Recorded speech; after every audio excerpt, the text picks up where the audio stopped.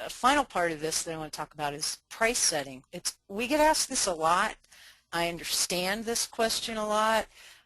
It's certainly one that I ask sometimes still, and I have to tell you that the answer is different depending on what it is I'm trying to set a price for. I like to look at it as there's three choices you have, and they're not necessarily mutually exclusive, and for the very same product sometimes you'll change which of these is going to take precedent. But value-based pricing is when we try to match the price to what we believe the customer thinks the value is. So in our case, we have always tried to be the most expensive CSA in the Valley. You may wonder why that is, but I've decided that somebody has to charge the most, and I've decided it's going to be us. So we look for loyal customers. We have a lot of contact with our customers. We educate the heck out of our customers. We make them feel good. We give them a lot of freebies, and we try to keep the ones that we have. We try not to get a lot of new customers. We try to hang on to the ones that we have. We have a high-end target market. That's who we've gone after. They care about price, but mostly they care about loyalty. They want us to be loyal to them, and they will be loyal to us. So I call that value-based pricing. Competition-based pricing is when, and most of us will start here, we have no idea what to charge. So we look at what's the guy next to me charging? What are they charging down the street? And then we try to kind of get in there really close to that. I think that's the worst kind of pricing we can do, because it doesn't really take account of how much value your customers place on what you do, and it doesn't take into account sometimes what the cost-based pricing is, and that's where we actually look at what it costs us to do business, to produce what we produce, and we make sure that we make enough of money back to get what we deserve to get for it. Now, we often think about pricing by market channel, and in this case the CSA is where we make the most money. The next place we make our best money is at farmers markets. Next to that, restaurants, and then to wholesale. We actually wholesale through to the Boise Co-op. I'm trying to think where else. Boise Co-op and Idaho's Bounty are two places we wholesale. We have restaurant sales to 2 restaurants every single week with our eggs, and then sometimes others. In the summertime, we have 2, 3, sometimes 4 restaurants that we sell produce to. And then our CSA customers, we actually have 3 different types of CSAs at Morning Owl Farm. And in all of those CSAs, we're getting the premium price for what we do. Now, the 6th part of a market plan is your action plan flow chart. And this is really important, because this is where you have to lay out who's doing what and when it's getting done. Job descriptions and expectations. Diane talked about this last week on her farm, how important it was to say, this is what I'm doing and this is what you're doing. And we have found that at our farm too.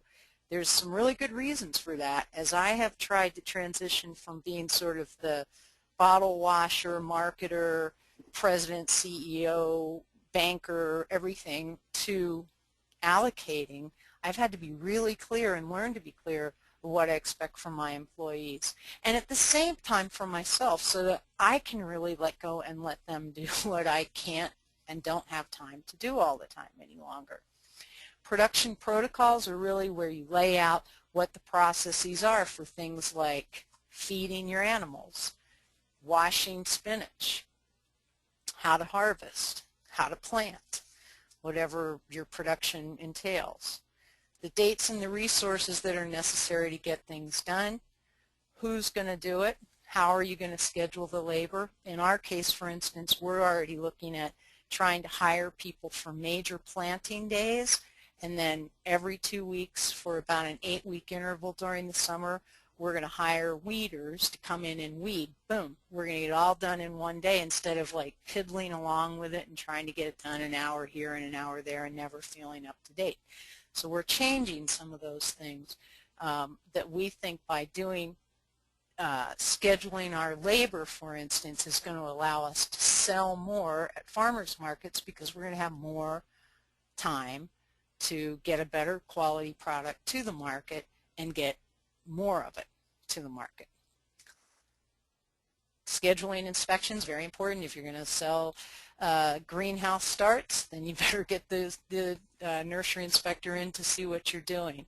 If you're starting a new product, who's going to do the logo? When is it going to be done? If you're going to buy advertisement, you've got to start thinking, sooner rather than later about meeting with different media representatives and asking them what their pricing is and what they're going to need from you and when they're going to need it. If you're going to place print ads, they're going to want to see those print ads and they're going to have to follow a particular format. So you want to think about all of those things before you do them. And the last thing I want to talk about here real quickly is our practice runs. One of the best times I had with local farmers in the last couple of years was a friend of ours, Beth Raskershek at Canyon Bounty Farm, had grown tons and tons of peppers because she's a seed farmer. So she had grown all these peppers for their seed, but it seemed awfully wasteful to grow all these peppers and not do something with them. So she decided to create a pepper jelly. Well, in order to do that, she had to do it at a commercial kitchen. She went to the University of Idaho's Food Technology Center, and she worked with them to create a protocol for the production of this jelly using her peppers. And then to decide whether it was really worth doing it, she had to have a practice run. So she asked several of us to come, put on the hair nets, put on the face masks, and to help her turn this pepper into pepper jam. And we had a ball doing it, and it was really exciting to do it because we were going to help her launch this new product. So that in itself was fun to be a part of. But those are the kinds of things that we have to think about when we're thinking about starting something new. Okay, so at this point, I guess actually let me hit this one last point and then we'll take questions for you. Evaluation, it has to be a part of what we do in any kind of planning. It's about forethought. It's about trying to anticipate where the pitfalls may be, but at the same time, we have to build into our planning a point to stop, rest, breathe, and to look at what we're doing. At our farm, I do a lot of evaluation almost, it seems like, on a weekly basis, but one of the things that I've had to learn to do too is to include my employees in that process, the people who volunteer for us, and ask them to help us think about what we do. And in doing that, we've been able to, well, I guess most importantly for me there have been times when I've been really frustrated with the amount of work we're doing and what we're actually getting back. And I think that's probably true for every farmer and rancher on the planet.